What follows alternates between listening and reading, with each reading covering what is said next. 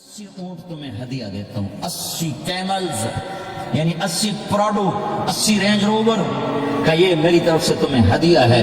وہ حیران پریشان، یہ میرے نبی کے اخلاق ہے، یہ میرے نبی کے اخلاق ہے۔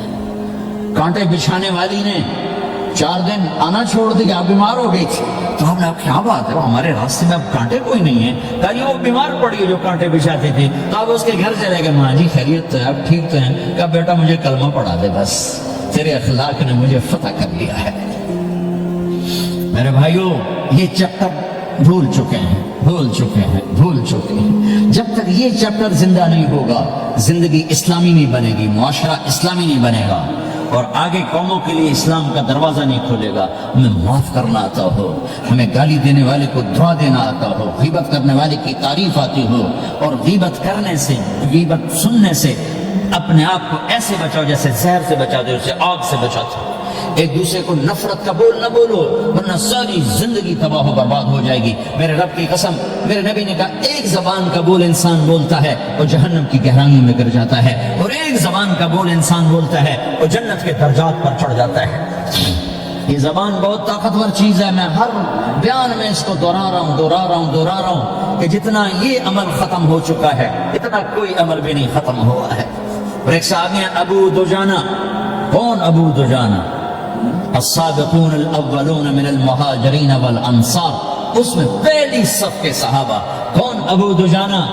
جب آپ حج پر گئے تو اپنی جگہ مدینے کا امیر ابو دجانہ کو بنایا۔ ابو دجانہ حج میں شریک نہیں ہوئے، کہ آپ نے اپنی جگہ ان کو اپنا نائب بنا کے وہاں کھڑا فرمایا، ابو دجانہ میری جگہ پر مدینے کا امیر ہے، یہ وہ ابو دجانہ ہے۔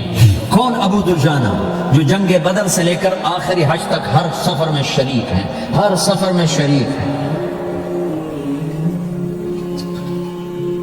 ان کی ایک بات میں بتانا چاہتا ہوں، پہلے تھوڑی سی ان کی ہسٹری بتانا چاہتا ہوں۔ کون ابو دجانہ؟ احد کی جنگ میں آپ نے تلوار اٹھائی، کہ اس تلوار کو کون لے گا؟ کئی صحابہ کھڑے ہو گئے، آپ نے کہا اس تلوار کا حق کون ادا کرے گا؟ سارے بیٹھ گئے، 3 آدمی کھڑے رہے، ایک زبیر بن عوام، ایک عمر بن خطاب، ایک ابو دجانہ۔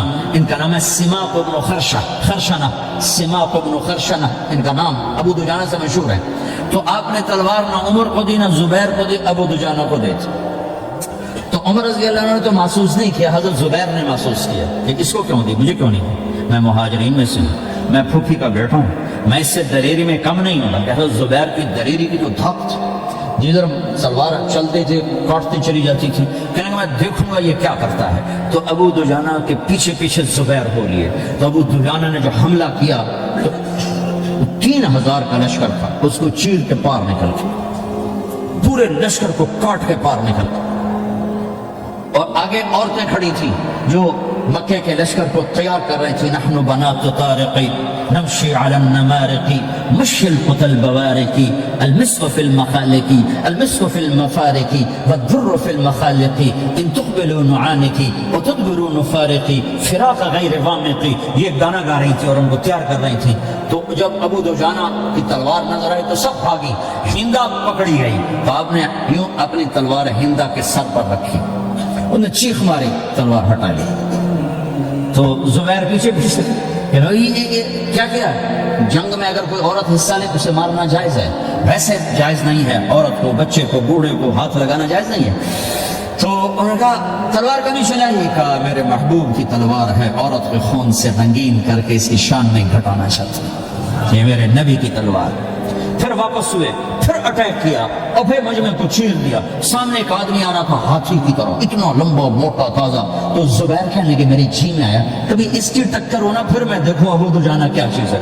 تو اللہ کا کرنا ایسا ہوا، ابو دجانہ دونوں آمنے سامنے ہو گئے، تو وہ ایسے شاہ سوار تھے کہ دونوں طرف کے لشکر ذرا تھم گئے اور وہ دونوں بھڑ گئے۔ ابو دجانہ کے اپنے جوہر، اس پہلوان کے اپنے جوہر، غبار اٹھا، مٹی اٹھی، اور اس کی اپنی طاقت، ان کی اپنی طاقت، انہوں نے ابو دجانہ کو اس نے زخمی کر دیا۔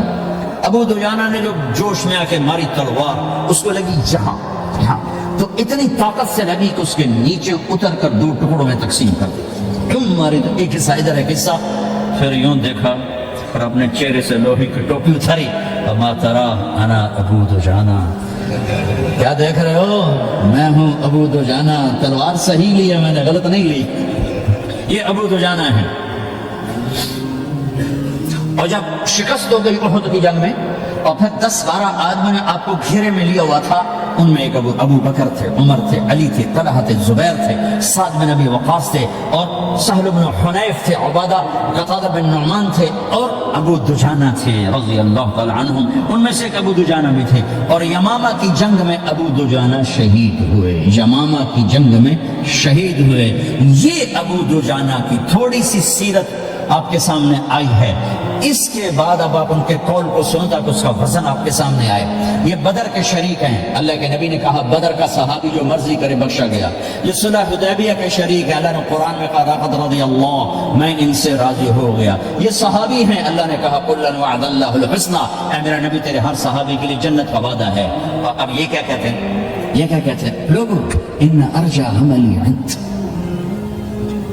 لوگوں، میرے پاس ابو دجانہ، میرے پاس بخشش کا سب سے بڑا عمل جانتے ہو کیا ہے؟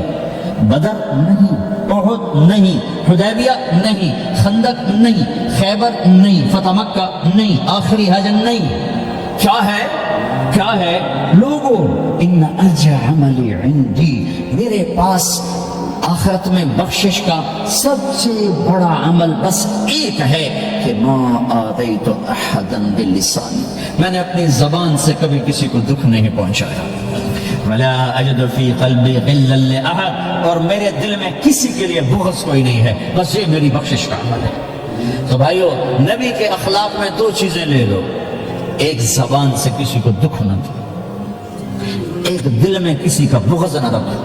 اللہ کی قسم بغیر حساب کتاب کے جنت میں جاؤ. بڑے بڑے جنید بغدادی اور بڑے بڑے معرفت والے تمہیں دیکھتے رہ جائیں گے. تمہاری رفتار اتنی تیز ہوگی کہ تمہیں وہی پکڑ سکے گا جس کا یہ 2 عمل تم سے زیادہ اچھا ہوگا. جس روڈ پہ رش ہوتا آپ وہاں سے گاڑی ہٹا لیتے ہو. ادھر رش ہے، وہ آپ سائن وغیرہ آپ کو آ جاتے ہیں کہ ادھر بلاک ہے، ادھر نہیں جانا، ادھر جانا ہے. تو جہاں روڈ پہ رش ہوتا ہے تو قیمتی سے قیمتی گاڑی کی رفتار بھی آہستہ ہو جاتی ہے، اور جہاں روڈ خالی ہوتا ہے تو پرانی گاڑی بھی بھاگے جا رہی ہوتی ہے. ہمارے یہاں پرانی گاڑی ہوتی ہے نا، پرانی بسوں کے پیچھے لکھا ہوتا ہے نہ انجن کی خوبی نہ ڈرائیور کا کمال، خدا کے سہارے چلی جا رہی ہے. اور جس کے پاس ایسی گاڑی ہو، نہ انجن کی خوبی نہ ڈرائیور کا کمال، تو اگر اس کو روڈ خالی مل جائے تو وہ تو مرسیڈیز والے سے پہلے پہنچے گا، رینج روور والے سے پہلے پہنچے گا، بینٹلی والے سے پہلے پہنچے گا، روز رائز والے سے پہلے پہنچے گا، جو وہ تو پھنسی کھڑی اور اس کا روڈ ہی خالی ہے. تو میرے بھائیو، یہ میں ایک مثال دیتا ہوں. عبادات کی روڈ پہ بہت رش ہے. نمازی بے شمار ہیں، روزے دار بے شمار ہیں، عمرے والے بے شمار ہیں، حج والے بے شمار ہیں، اور تہجد گزار بے شمار ہیں، علماء بے شمار ہیں، حافظ بے شمار ہیں، ذکر والے بے شمار ہیں. بہت رش ہے. تبلیغ والے بے شمار ہیں. لیکن جو اخلاق والا روڈ ہے نا، یہ خالی پڑا ہے. اس پہ موٹر زوکی پہ چڑھ کے آ جاؤ تو سب سے آگے نکل جاؤ، سائیکل پہ چڑھ کے آ جاؤ تو سب سے آگے نکل جاؤ، کہ روڈ ہی خالی ہے. اخلاق کا روڈ خالی